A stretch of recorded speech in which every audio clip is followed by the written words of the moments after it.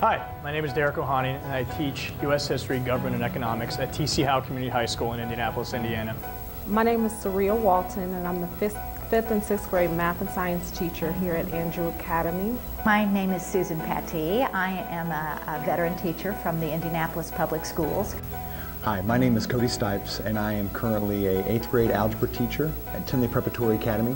Hi, my name is Ashley Hebda. I am a high school English teacher at George Washington Community High School. I'm Whitney Newton. I'm an instructional coach at Harshman Magnet Middle School. My name is Philip Albinetti, and I'm the assistant principal for academic affairs at Tinley Preparatory Academy.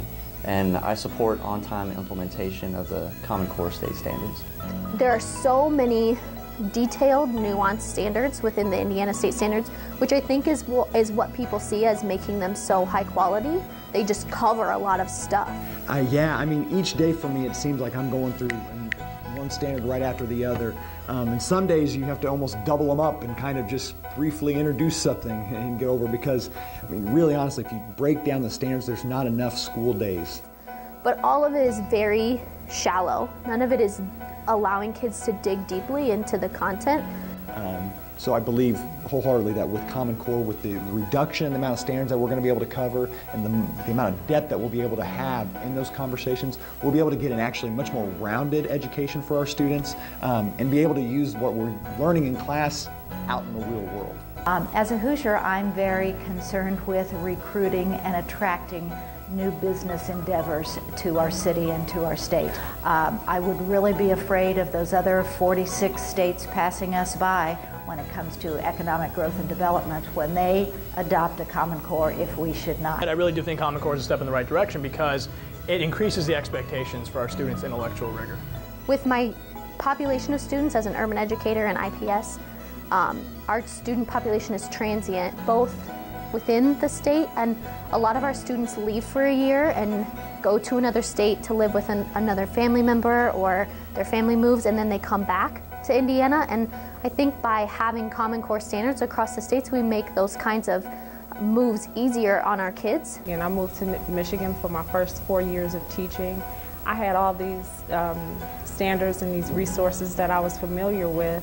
But then when I moved back to Indiana, it was sort of like I had to throw out all of my thinking and my reasoning and, you know, some of my resources, because the standards were completely different. It's not only good for students who move in and out of state, it's also good for teachers and educators that move from one state to the other, like myself. Common Core factors in the informational texts that are read in all the subjects. So they factor in what's read in a social studies class, what's read in a science class, and they balance that out with the fiction and nonfiction that's read in the literature class. I frequently ask students to raise their hand and tell me, why is reading difficult text important for a teacher? Why do we read hard text? My student Eldon always comes to mind because he's always the first person to raise his hand. And he says, "'Cause Miss H, reading hard text is going to help us get to college."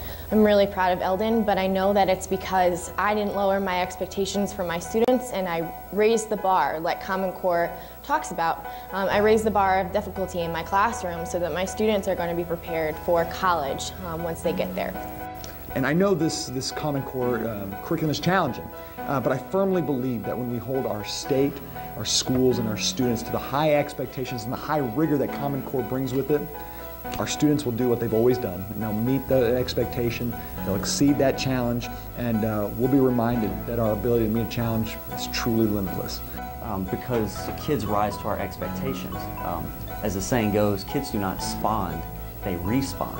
So they respond to the challenges that we put before them, and they surprise us with how masterfully they meet those challenges. So I support the Common Core because kids need high expectations. I support the Common Core because the state of Indiana should be rushing to and not retreating from academic rigor.